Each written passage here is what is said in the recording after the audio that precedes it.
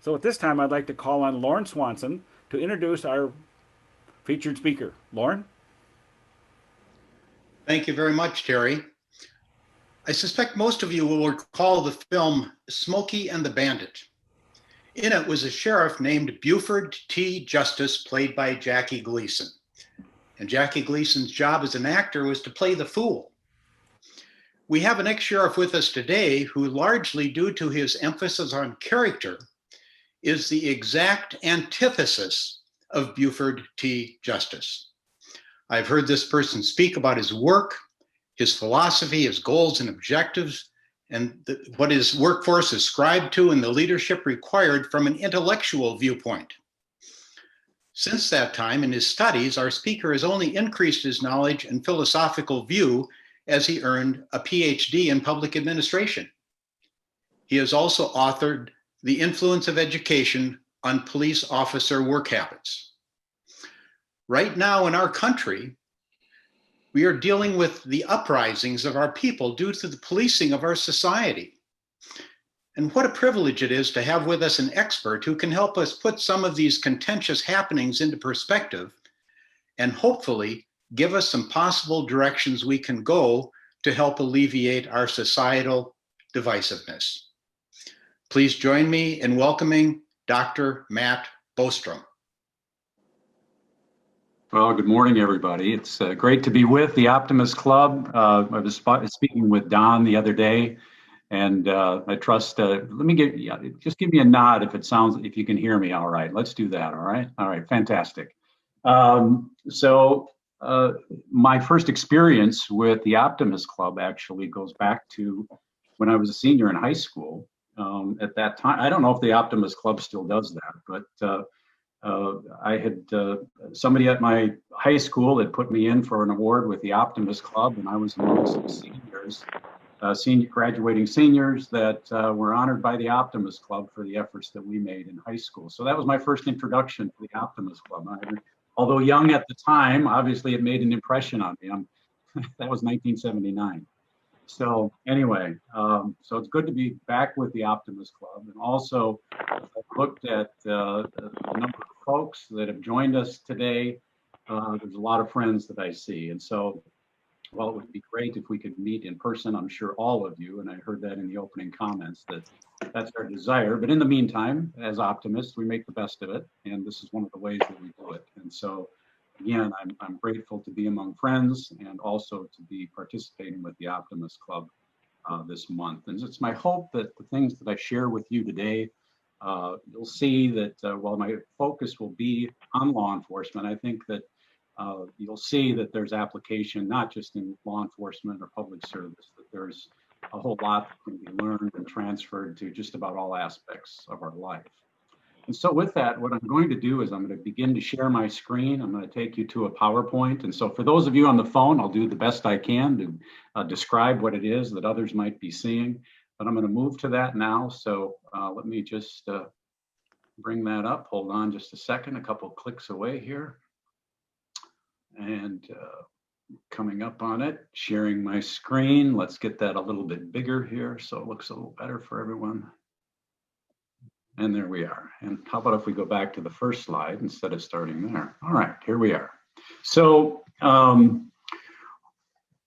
lot of what has happened is, my history in law enforcement dates back to, actually, my father was a St. Paul police officer. And so I grew up from my earliest age, 3-4 years old. I remember having police officers around, my dad, partners, and so on. So the idea and the mystique of police work, that was just part of our life. And one of the things I do recall, though, is that when I was in freshman studies, Dad was asking me, well, what do you want to be? What are you studying? And I said, hey, it hit me the other day. Maybe I want to become a police officer. And he said, well, Matt, there's a lot of other jobs out there. Don't worry about being a police officer. Go explore something else. So I did. I ended up out at the University of Minnesota, studying to be an engineer, did a couple of internships at 3M. It seemed like work I could do, but not necessarily the work I was supposed to be doing. I was, again, young at the time. And then ultimately I decided, and that was when there was for those of you that are old enough to remember the recession of the early 80s. And ultimately, I ended up taking a civil service exam for experience.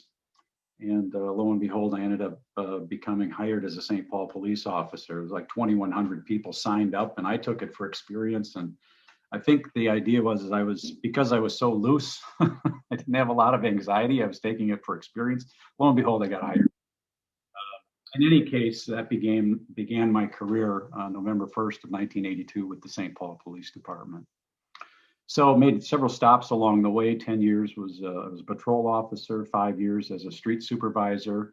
I was also a detective for a couple of years, and then went on and promoted to lieutenant, was the director of the training academy training unit, and then went on and had a variety of other assignments, ultimately finishing my position with the St. Paul Police Department as assistant chief of police. About the time I was thinking that might be time to do something else, some folks encouraged me to run for county sheriff. After a lot of thinking about it, ultimately I did pursue it, and the people of Ramsey County were gracious enough to give me that opportunity twice, elected, and then 4 years later reelected. And again, so what I'm going to share with you is a lot about what I learned from an administrative standpoint, from interactions with the community, but ultimately taking some of the anecdotal things that I learned along the way to what does it look like if we were to really study these things and to see if there's something that can be transferred to improve the relationships between the police and the community. And ultimately what I've entitled this is it's a pathway really to increasing police trust through shared values. And so as we move through these next couple slides, I'm going to step back a little bit. And I want to go back to where I first got introduced to this, and right around 2000.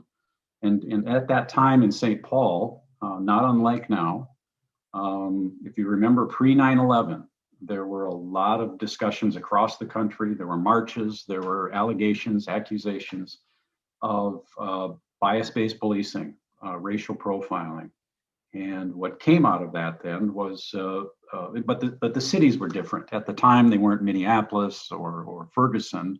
The cities mentioned during those times were the New Jersey State Police, the LA Police Department, the Miami-Dade Police Departments, but the allegations were the same.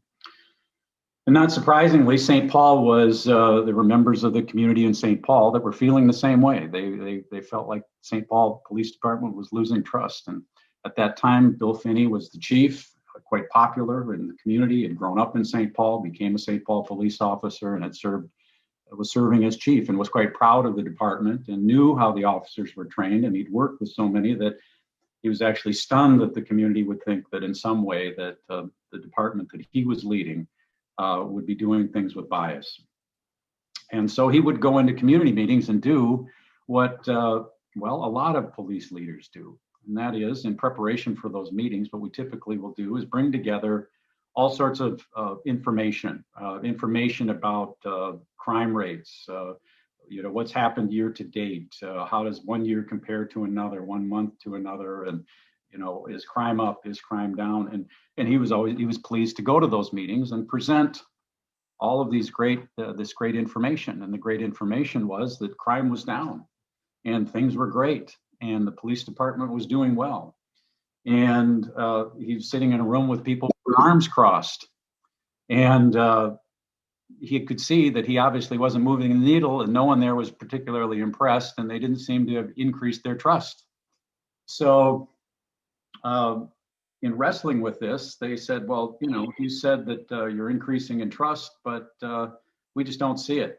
And so here we have all the indications that a city should trust their police, positive things happening, crime is down, and yet there's a deterioration in perceptions of trust. And the community said that you may think that's true, but we believe that there is racial profiling. What we don't know is if it's conscious or unconscious.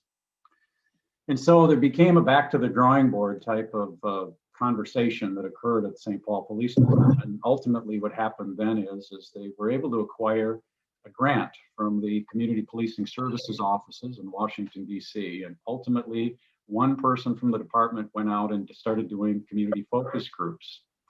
And they asked the community members in St. Paul, and now these were not town hall meetings. This is different. If you've ever participated in a focus group, this is much more intimate.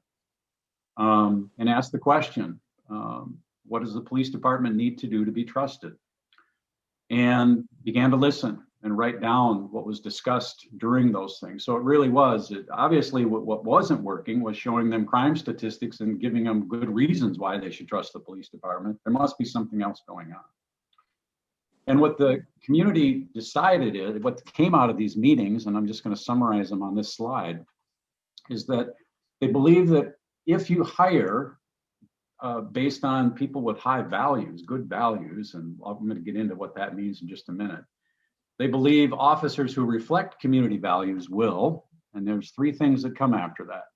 Officers who reflect community values will not racially profile, they will not need sensitivity training, and they'll actually stop others who act with bias.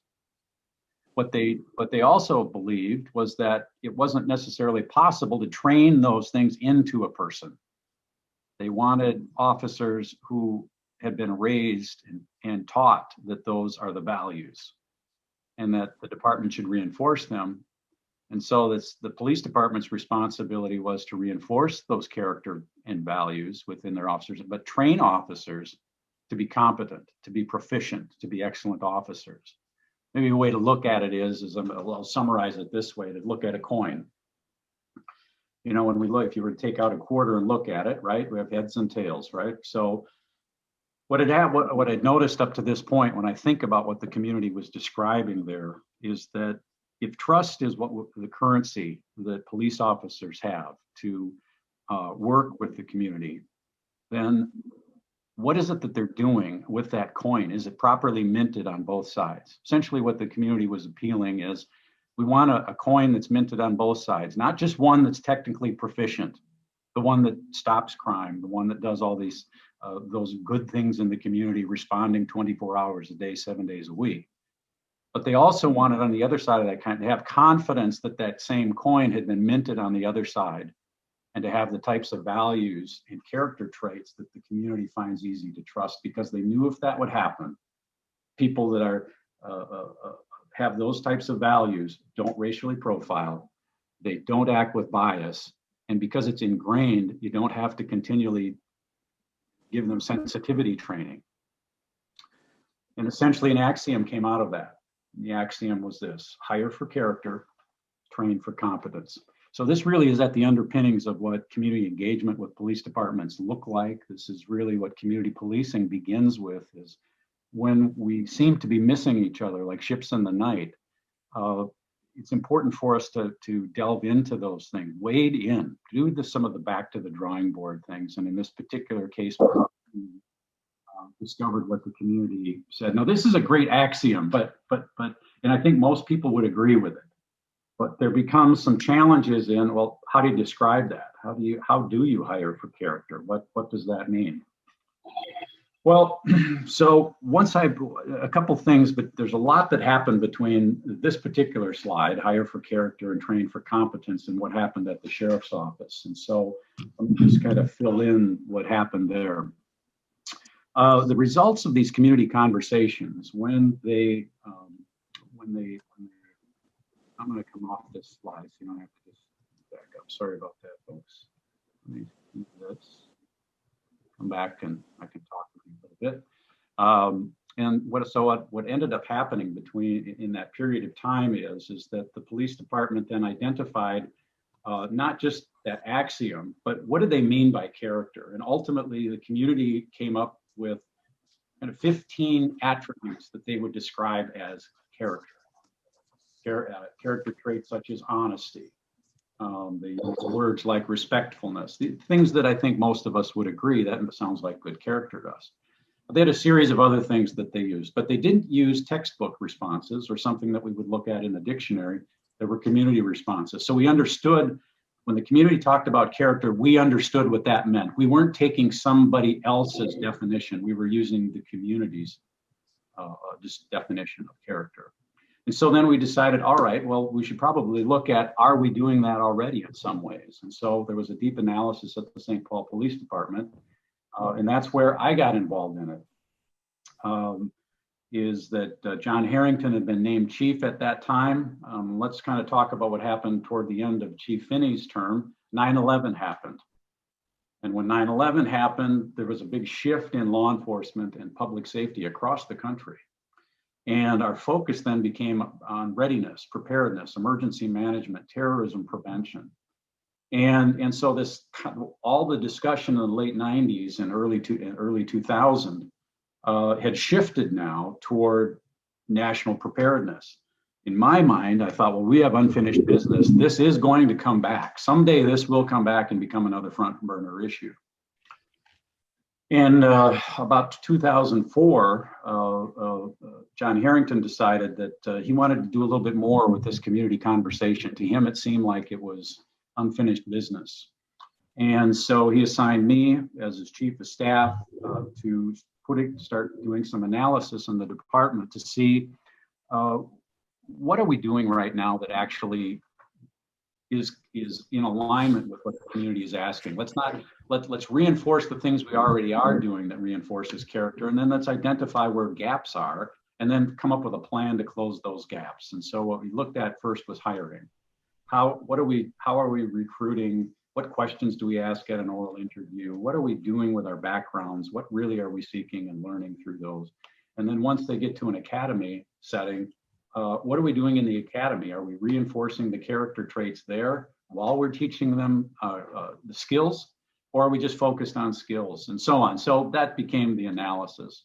Well, then a few other things happened along the way. In 2006, the 35W bridge collapsed, and there was a large response from the St. Paul Police Department that I was involved in.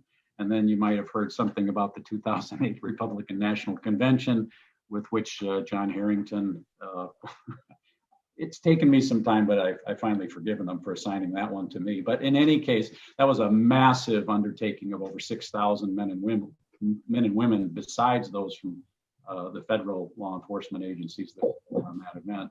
But so anyway, so we have these big chunks of time where there's a whole lot going on. And so the focus, there was this, when I say subplot, of what we were trying to do with reinforcing character. And anyway, so then Harrington was not going to seek reappointment, and they were naming a new chief. So it was at that point that I said, well, now it's maybe time to do something different. Maybe I was supposed to pick a different career, and that's where I ended up running for sheriff. And when I got elected sheriff, I was able then, so now we're talking 2010, so January 2011, I was sworn in. And I said, all right, it's time. It's time that we as an organization really take to heart what the community said, and let's try to apply those things within the Ramsey County Sheriff's Department, because all of those people that had been interviewed years before were St. Paul residents, Ramsey County residents. And it seemed, even though it was some 10 years later, what they had to say still seemed to be just as true in 2011 as they were in 2000. So what we did is, I'm going to share my screen again. Let's bring us back to this slide and kind of go through these.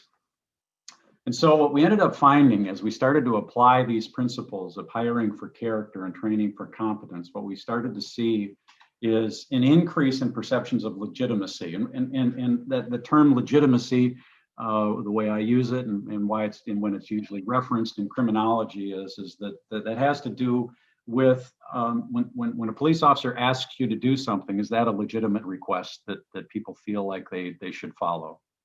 And so we wanted to increase that legitimacy is always based on our level of trust. You know, if you don't trust somebody, they can ask you to do something but you might not do it because you don't think it's a legitimate request. And so what we noticed is that we were increasing in legitimacy. We were increasing in our level of trust. And how did we discern that? It was through community feedback. We had done community-based recruitment. Our recruitment had shifted where the community was getting involved and supporting our efforts at the sheriff's office.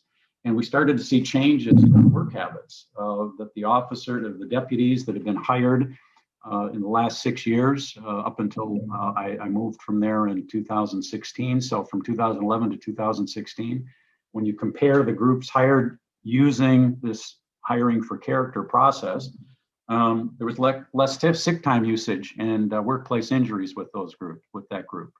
They had more commendations than the department average. And this was something that was really, I'm just going to talk about this for just a second. I remember looking at, well, how are we doing on some of the other issues? I remember asking a staff member, I said, could you do me a favor and just take a look and see how many lawsuits that we've had with issues of excessive force. And within a very short period of time, a staff member came back and said, well, that was easy. I said, well, what do you mean? They said, well, there aren't any. It says, matter. And then they walked out of the room and then stopped and came back in and said, you might really be interested in this too. We haven't had any allegations. That's actually amazing. So for a 6-year period of those people hired, the profile was incredibly positive. And so we decided to take that then and just kind of advance this. So what was occurring there? And so what was occurring is what's been described as moral alignment. It's when the community believes that the police officers share the goals, purposes, and values as their own. And so when I saw this, and I wasn't familiar with this term of moral alignment, so I'm going to pause on this for just a second and talk with you again. When we started to see, after about 3-4 years, we started to see some changes. And with those changes, I thought, I wonder if this is just a Ramsey County or a St. Paul thing, or is this something that actually, if other communities took a same journey, had this community-based conversation, took to heart what the community had to say about building trust, and then tried to apply those things in their department, would they see a similar change and similar changes? And so I went to the National Sheriff's Conferences. I went to the International Chiefs Conference and spoke about these things. And many chiefs and sheriffs remained after those workshops, and they missed one of the key points that I made in my comments. And my comments was, I'm not there. I wasn't at that workshop to say that Ramsey County had solved all these things. What I was saying is that the community had given us some insight. And as we're executing those things, we're starting to see some incredibly positive results. However, we really are going to make a contribution to the profession. We really should test this in other places to see if, in fact, that pattern would hold in other places. If somebody else took a similar journey, and then if we compared notes between those communities, we really would have something that could contribute to the profession. And so the next thing then that happened is in doing that, they would come up to me after and they'd say, man, Matt, this is exactly what we want to do. You're putting to word what I've been thinking about and what our community is asking for. Could you give us the guidebook that you're using? And I thought, well, okay, you missed really what I was looking for here. And I said, well, let me explain. We'll tell you and help you with whatever way we can. We don't have a guidebook. That's the issue. I said, how would you work with us and we'll come up with one together? And then they say, oh, that's great. When you get that done, send it to us because we want to do this. Well, I didn't feel comfortable that just doing it the way we had been doing it. Literally, we started this without a specific start date. Essentially, what we did is, yes, it started when I was sworn in, but with each round of hiring, with each round of recruitment, we would continue to calibrate, trying to come up with a solid methodology so that we could measure it. But we didn't have a start date where we said, all right, here's today, starting today, this is exactly how we're going to do all of these things. So if you're following what I'm saying is that this was an incremental piece of organizational change without necessarily a clear start date for any particular aspect. So anyway, so I thought, well, and the other part too is maybe I'm only seeing what I wanted to see. So I thought, well, let's get an independent assessment. Perhaps there's university PhD students out there that perhaps would be interested in delving into this. And so I didn't find any, was unable to locate anybody that was interested in doing that. And so I thought, well, look, I wonder if anybody else is talking about this. I've had the blessing of being able to do some traveling and visit other departments around the world. And I really got to thinking that what we were seeing in the United States about police trust really is a global issue. It's not just something that's an American thing. You can go to Jerusalem and talk to police officers in the city there, or you can go to Kiev, you can go to Oslo, you can go to Bangkok. The police officers will, and the administrative team will be struggling with many of the same things, and oftentimes it has to do with how do we get better at gaining trust. And so I thought, well, something seems to be happening, and I wonder if anybody's doing some writing. And so I'm going to bring you back to, I'm going to share my screen again and come back to this and talk about what I found. Is I found Ben Bradford and Jonathan Jackson. Ben Bradford was at the Center for Criminology at Oxford University. Jonathan Jackson is the chair of the criminology department at the University of London. And they had discovered something over there as they had been monitoring what was working in law enforcement and what wasn't working in law enforcement. And what they noticed, and for those of you that are familiar with the England-Wales policing model, that's a national police model. And so what happens there is that if you were to be a police officer, after your training, you would get assigned, and let's just pick a city. Let's pick Liverpool.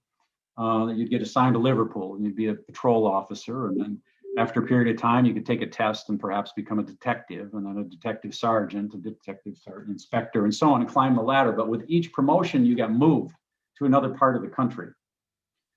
And so what was detrimental to your career is staying in one city. That usually meant that you weren't going to climb the ranks climb in the ranks and stature. What Bradford and Jackson discovered is that there's really two communities, two different things happening in England. One is the one that we're so accustomed to seeing and hearing in the news, and that is where you have community members that just don't trust the police, and the police struggling to earn the community's trust and not being able to be consistent in doing so. And then there was these other communities they identified that were a mystery. These communities had police officers that didn't leave. They had community members that when you asked them, what do you think of your police department? They loved their police department. And they said, when asked, well, why do you like your police department? They said, well, they're great people. Well, what do you mean by that? Well, they're great people. They really serve us well. And you ask the police officers, why don't you leave? And they said, because this is a great community. I love these people. I love working here. So to their own detriment, they were staying there. And so as Bradford and Jackson started, for lack of a more technical term, started doing some chin rubbing, they saw a pattern. And they as they went into this, they found that the police and the communities were morally aligned in these communities that had low crime and high police trust. And what they meant by moral alignment is they were talking about things like the police exhibited attributes and character traits associated with honesty, transparency, respectfulness, empathy, work ethic. And when the community saw those things exhibited in their police officers, they rolled up their own sleeves and worked hard in their community to keep the community safe. When the police saw the community members keeping the community safe, the police officers worked harder on the behalf. You start to see how the upward vortex begins. So Bradford and Jackson said, this is really a healthy place to be. I have no idea how an agency gets there, though. And so I wrote to him just with a general email inquiry saying, I'm interested in what you're doing with moral alignment. It's possible that the community here in St. Paul, Minnesota, has discovered a way to start to create a pathway to discover moral alignment. What are those values that we have in common between the police and the community? And then how do we do operation? And so with that, let me just kind of move forward here. And so what did I do? Well, I wanted to look at the understanding that community cooperation, when you look at criminology and understanding the psychology of how policing works and how we all as humans tend to respond to authority. Cooperation really does emanate from the principles of procedural justice, trust, and legitimacy. Procedural justice meaning that the processes that are used are fair. People have a voice, the process is transparent, and the processes are consistent and unbiased. But what has been difficult, so a lot of people wouldn't dispute that cooperation comes from those principles. But what's been difficult is, well, okay, if we know that that's true, then what do we do to test those things or translate them from a community understanding and then embed those in a police organization? How do we go about doing that? And that's ultimately what I started to work on. So I tested a process to increase trust with shared values between the community and the police. And so these really were 4 phases of things, and I'll kind of unpack now on the findings here. So that was the big setup. So now I'm going to take you behind the scenes in the research. Well, let me pause here. There is a story. You're like, wait a minute, I jumped over something. I certainly did. So in my conversations with Ben Bradford, the ultimately turned into Skype meetings and other things. And he said, this seems interesting. How would you study it? And so I wrote up a proposal on how this could be studied, with the hope that perhaps he had someone there that would be interested in it. Some months later, I received an official response from Oxford that said, we've accepted your proposal. We only accept 4 a year in the world. We believe yours merits further inquiry.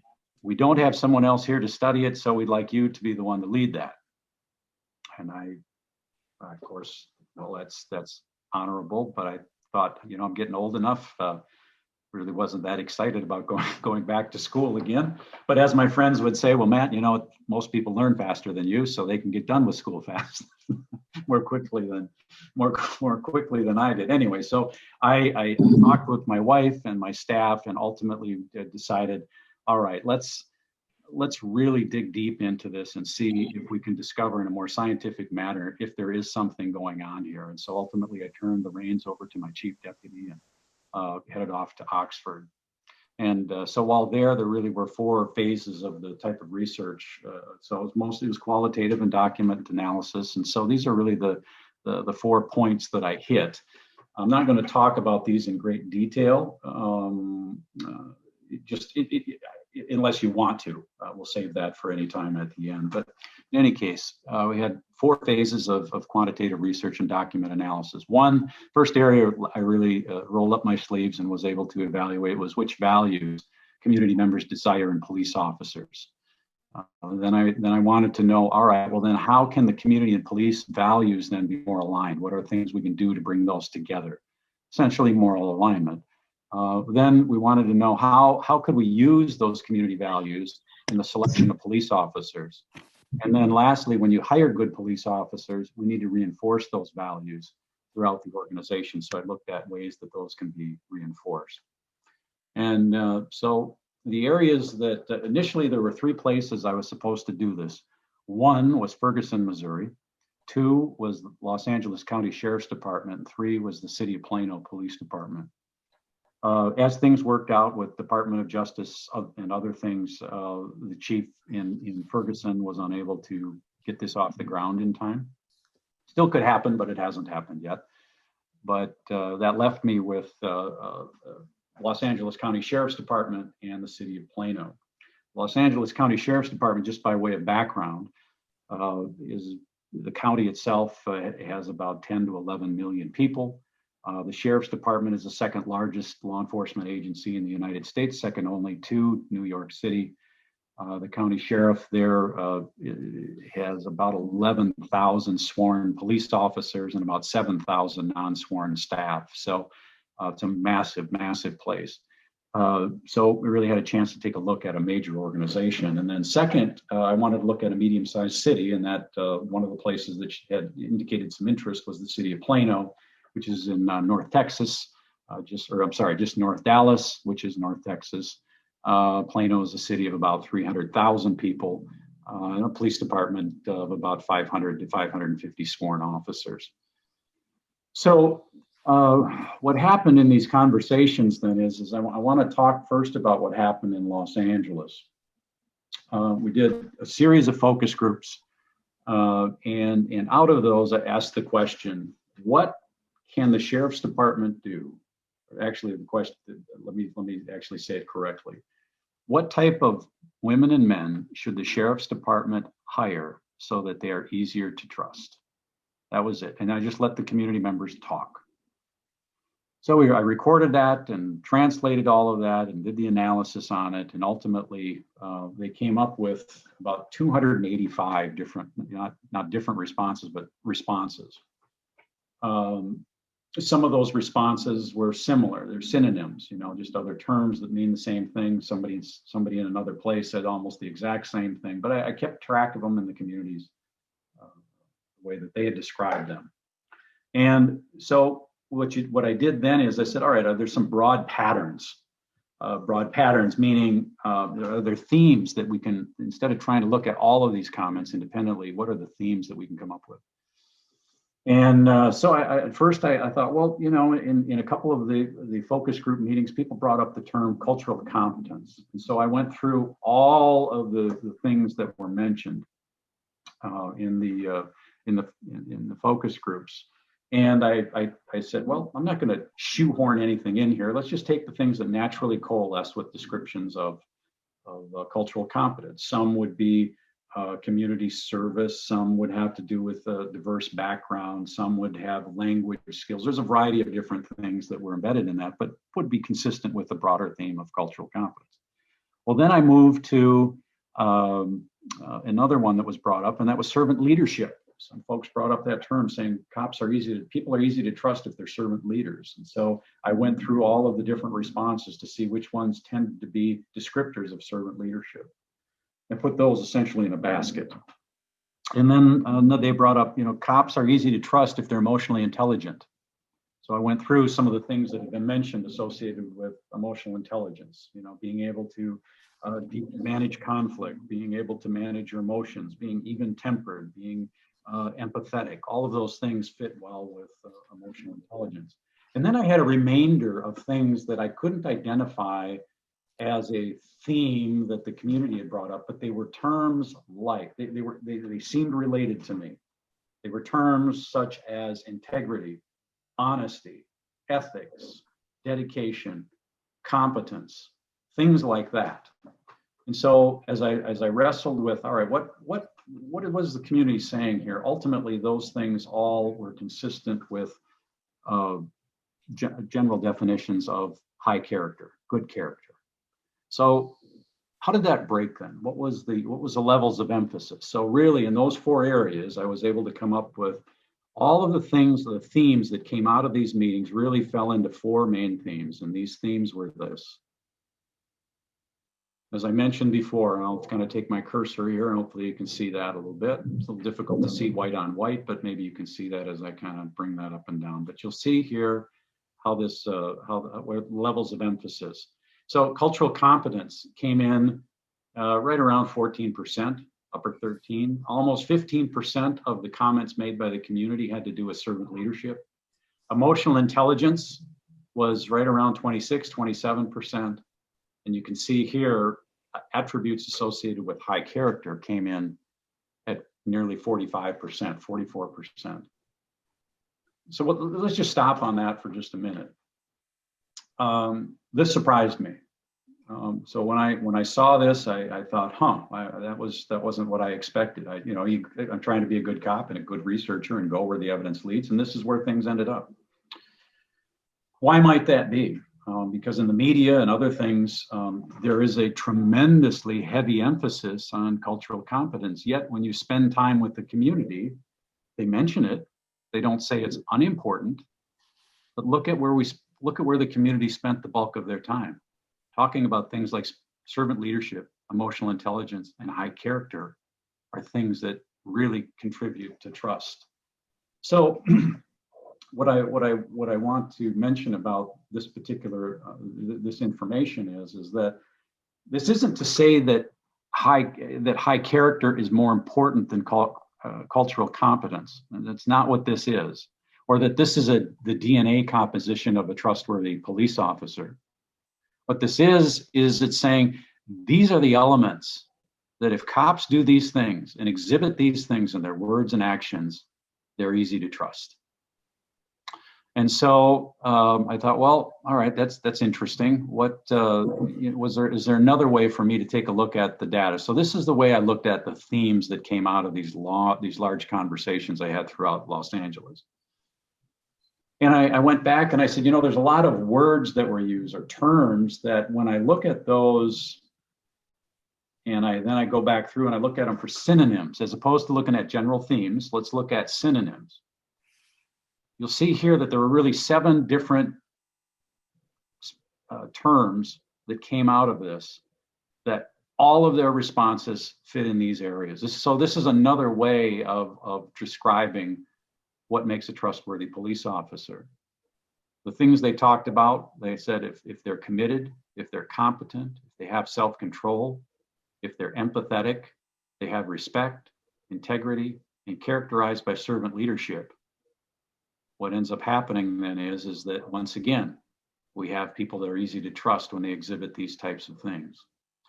Now, if we were to break this chart, you've probably heard of the Pareto principle, right? The 80-20 rule. In this particular case, 80% of everything that was discussed in Los Angeles had to do with empathy, respect, integrity, and servant leadership. 20% of the discussion had to do with being committed, being competent, and self-control. So now it's worth looking at, all right, so then I thought, all right, that's what I learned in Los Angeles. Now let's see what happened when I went to Plano. Did a series of focus groups in Plano, and lo and behold, what we see here, these dark lines are what we just talked about in Los Angeles. And look at the pattern that we see. Look at the progression at the tops of these. It follows the exact same progression as we saw in Los Angeles.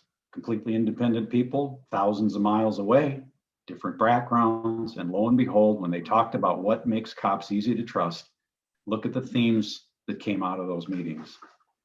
I think you'll find this next slide interesting as well. So once again, the dark line is here are Los Angeles. The lighter lines are Plano. Oops, sorry about that. I clicked when I meant to point. So look at the pattern here again that we see. So once again, let me remind you, look at the progression here where we go from commitment all the way up to servant leadership with Los Angeles. And look at the general slope here as we move up the line in Plano. You'll see that there's a slightly different emphasis in some ways, where competent didn't rate quite as high as it did in Los Angeles. But what's interesting is that they were the same terms.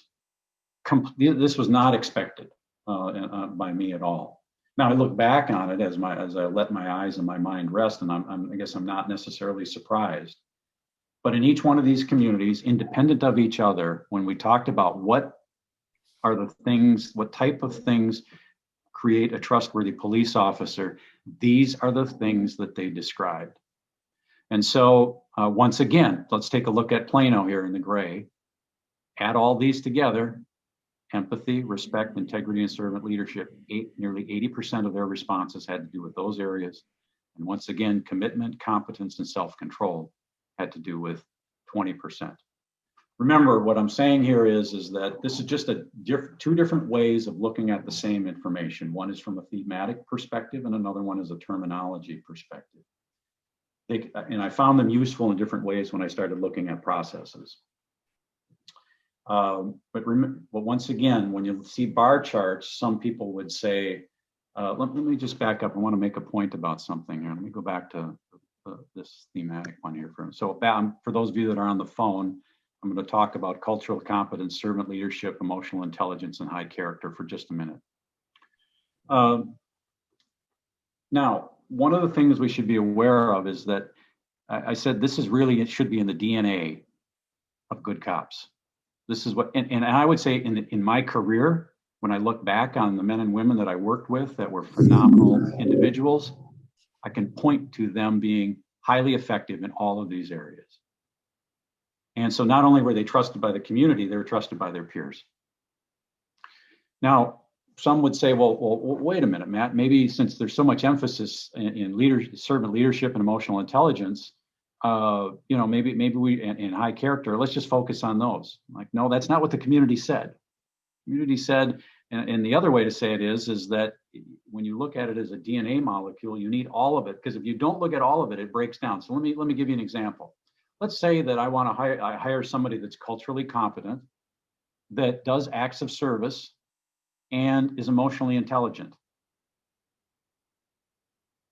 Well, you could say that's what a sociopath does.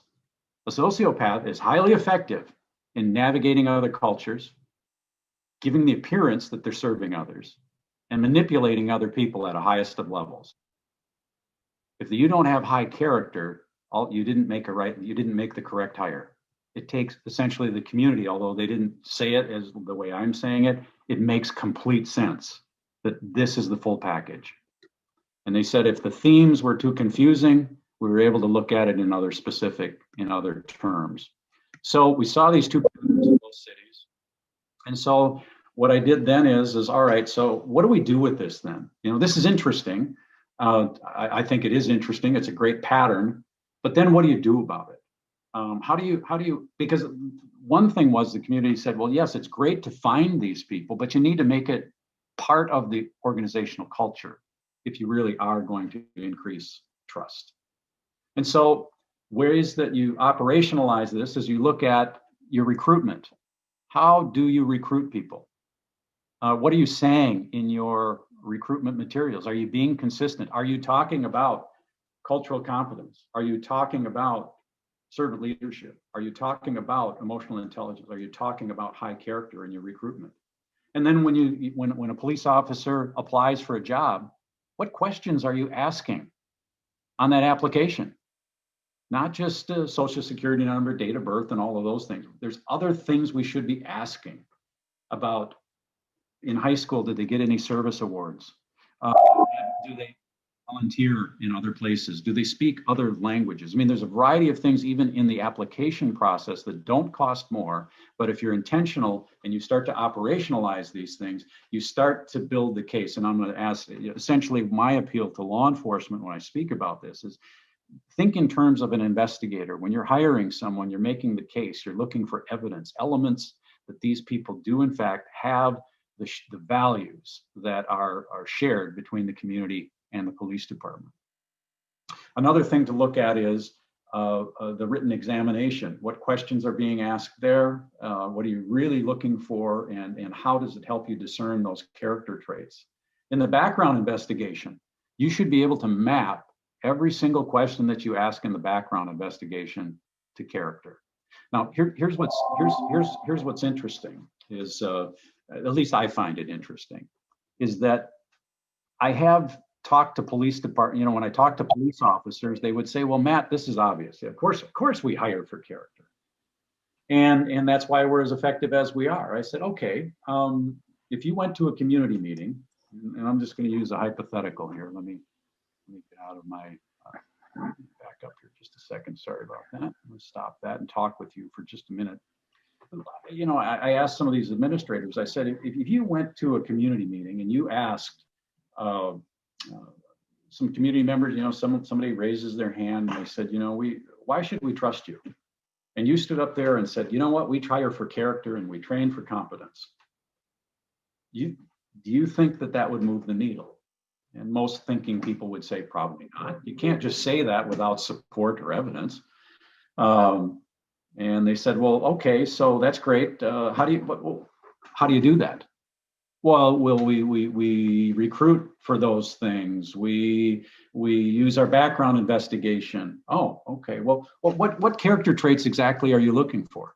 Now, let's say that you were able to discuss that and describe what those were. Well, we're looking for integrity. We're looking for ethical people. Well, where did you come up with those? And why are those the ones that are most important? See, what's skipped if you don't go through this process of getting community input, you're really stuck. Even if a police organization is focused on hiring for character, if you haven't had that initial community conversation, you're missing an enormous opportunity to connect with them and to clarify the things that they emphasize.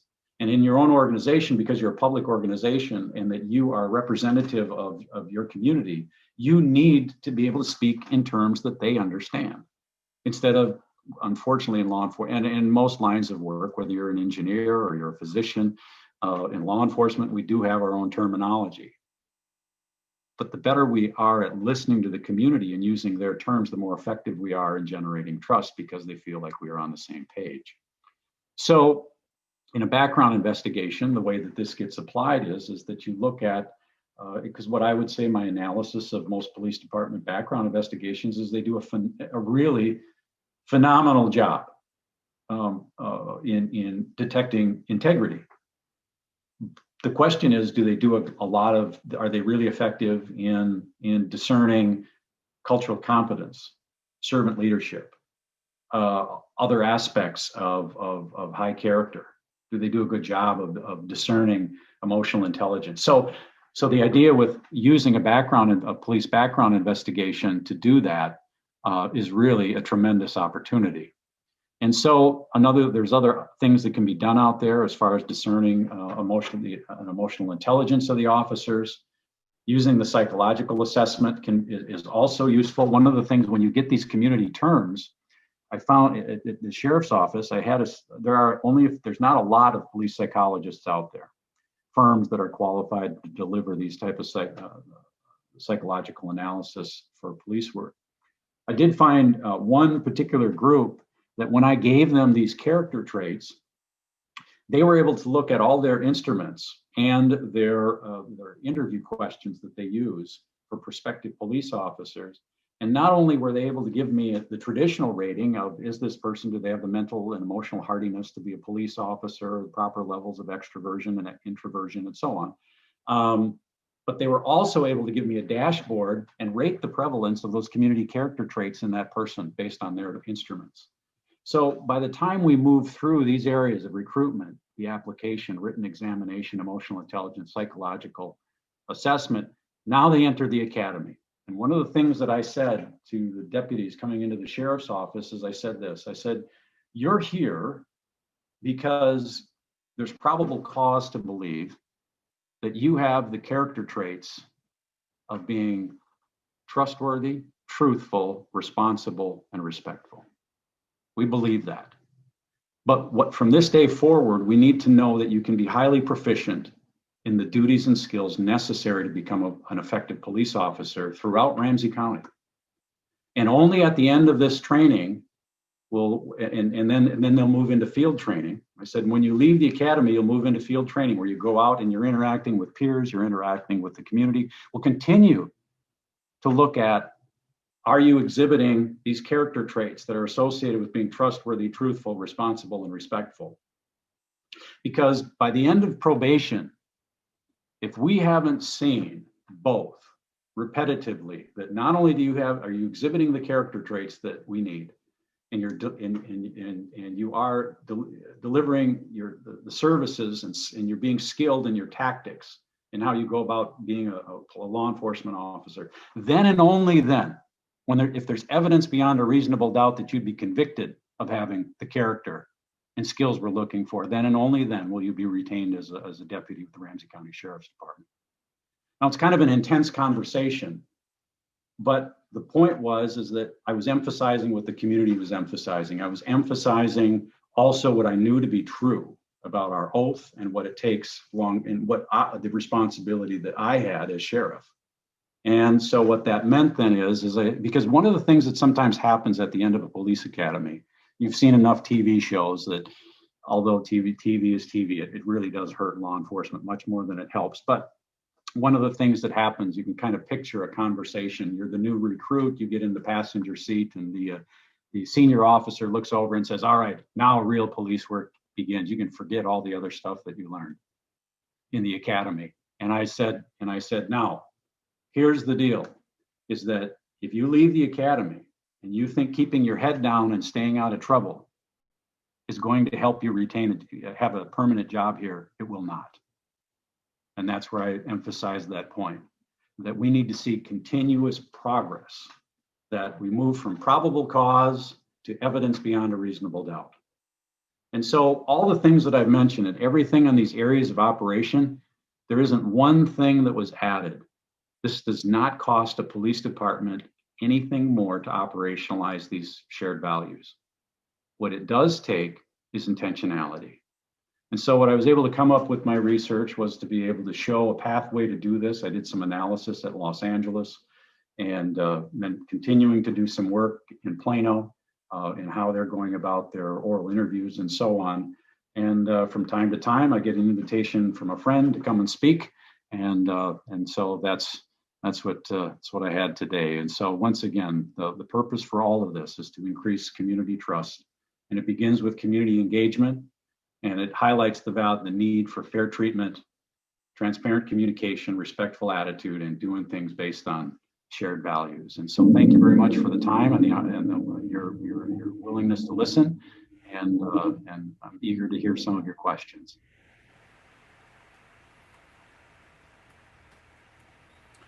So at this time, if you have questions, you can raise your hand or you can type it in the chat, and we will try to get those questions answered for you.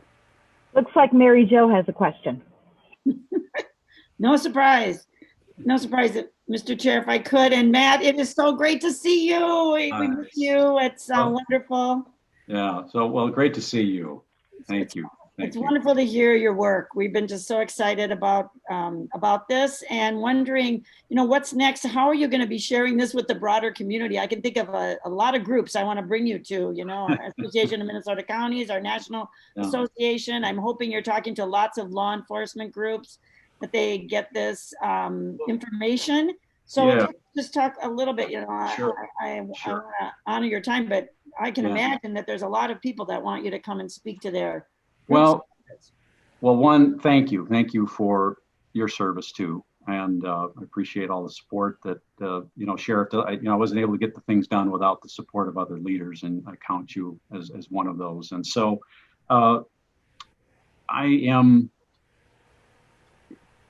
go where I'm invited. Let me just put it that way. So if I'm invited to speak, just as I am today, to the extent my schedule allows, I will do that and share what I have. What I'm cautious about doing is going out and trying to promote this, because then people think that, particularly in law enforcement culture, that these chiefs and sheriffs retire and then they go out, they form a consulting agency, and then they go out and say they have the next best mousetrap in the world and you need to buy it. What I want to do is that when invited, because there's something about what was discovered in all of this that strikes a chord with that police leader or that community leader that seems to be a good fit, and they don't have to recreate the wheel. Anything that I can do to contribute to that, I will go to the, until I physically can't anymore. And so I'll leave that to you, that as you're making the rounds, if there are places that seem like a logical place where this could be useful. Because here's one of the challenges, and I don't know if you know this about your colleagues, and I'd say generally, me not being a policy maker anymore, but usually in those rooms, there are people that really want to come up with a decision right there that they can go out, do the press release and say, look what we passed today, right? What I just described isn't as easily done that way. Okay, so this really is something that where some people would say, hey, I really like the idea, but what they won't admit to is that it's going to take too long, and I want to do something today, right? So for me, I'm trying to throttle, where are those places that this will help, and just go into those lanes and see what I can do to help. And so as you make the rounds, I'll invite you to do this, that as you make the rounds, you still have my phone number. My phone number has not changed. And so a text or call, yes, exactly. Don't hesitate. If there's something that comes up that you think this would be a good fit, I'll leave that to your judgment. I really appreciate that. Thank you so much. So Matt, one of the questions that people are asking is that PowerPoint available to them? Yeah, I can make that available. What I'll do, I'll save it as a PDF. And what's the easiest way to do that? Why don't you send it to me, Matt? If you send it to me, I'll get it out to the membership. Very good. All right, that's what I'll do. I will save that PowerPoint and I'll get it to Terry. Yep. Thank you. I see we have Dave Bartholomew. Oh, Karen, go ahead. You go and then I'll go next. Okay, go ahead. Dave Bartholomew has a question, and then Bill Farmer. Hello there, Sheriff. I just want to say thank you. I'm a mayor of a community, Circle Pines, and my former chief, who's now a retired resident, Yeah. is also on the call, Jim Cohen. And I really do appreciate that you kind of have a steady, some research here, and then there is that implementation and that sharing it out with others. Mm-hmm. And I was just thinking, I mean, this kind of presentation will be up on our Roseville Optimist Club. The video will be, but it really does feel like there's an article, there's a book, there's something that you could do for us to kind of help translate it. Because I mean, Mary Jo is a friend of mine. You do not want to turn her loose with invites to take you around. You'll go all over the state. I've done it with her. But the trick is that this is really tremendous work. And it really resonates with me, and it resonates with a lot of us, I think, in local government. And I would love to figure out a way to have that and translate that and give it out to people. But I understand what you're saying. It isn't like isn't a threat. It isn't like, here's this 3-step program we should all start tomorrow. But there's something here. I also work for the state of Minnesota, and I in my day job. And I was thinking to myself, I know some people in the governor's office that you need to talk to. And I mean, it just feels like there's all these things bubbling. So tremendous work. Well, Mayor, thank you for that encouragement. And I also say that it's not for me to say, but the former chief of St. Paul is John Harrington, now the Commissioner of Public Safety. Last fall, I was up going across the state with his Assistant Commissioner of Public Safety, Booker Hodges. And guess what we were doing? We made the rounds. We hit 10 different communities, all of the legislative districts at least once with these intimate groups. And lo and behold, we came back. And I'll give you the highlights, but you're going to be hearing more in a press conference. And listen for the public safety's core values to be honesty, respect, service, and leadership. And where did that come from? Not because John Harrington thought of them, but it's because the residents of Minnesota said, if our state patrol, our BCA agents, and employees behave in that manner, we are going to become the go-to agency. And so just watch for that. I think there probably will be a press release, and he's going, that list I had on my last page of how to operationalize it, they're well on their way. I actually think that you could come out of this with a Minnesota model. Perfect. Mike Gregory, would you like to ask your questions? Unmute yourself, Greg. You indicated there was one source. You did a lot of research. You're looking for somebody who could really provide a good source to help evaluate police officers. Yeah. What was that one source? Who was that? What was the? No, it turned out there wasn't one source. It was that's what I guess that's what I was saying is maybe I probably misspoke. Okay. What I was doing is that it had been me that had been the one source. I had been the only one working on it, and it seemed to be that trying to execute what the community had asked, and it seemed like it was showing results, but I'd been too close to it for too long, and so we needed to look for other sources to come in to take a look at it. Either have another agency try to duplicate it and see what happened, or to get some outside research work to take a look at it. And so what ultimately happened is I ended up being the one going independently to other communities and working the process and looking at those results. And we start to see an increasing pattern with what came out of that. And then ultimately, when the pattern persists, you have a great opportunity then to then apply those core values within the organization. I know we're running short on time, but I think you might find this interesting about shared values. I didn't include this in my comments, and I should probably have a slide that talks about it. But when I brought that community information, I brought it to I'm just use the LA Sheriff's Department. Remember, massive place. And I went in and I went through all those first slides about themes and things, and I showed that, and I went through a real deep dive into the data. And I talked to the senior administrative staff there. I talked to the mid-managers, and I talked to the non-sworn staff. These are the men and women that don't carry guns. And I asked them, how do you feel about what the community said? How does that align with what you understand makes a trustworthy cop? And do you know, out of those 285 things, there was not one thing that they said they disagreed with the community on or that they had questions about. And they took that information and they proposed realigning the core values of the agency. So that, and not to use police terms, but to use those terms that the community used, and they were respect, compassion, leadership, service, courage, and integrity.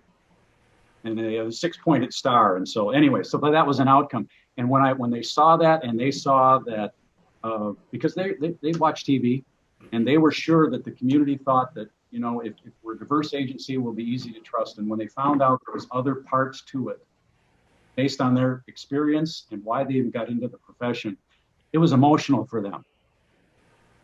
But that's back to that point of moral alignment. This was a way to get people on the same page, in the same key.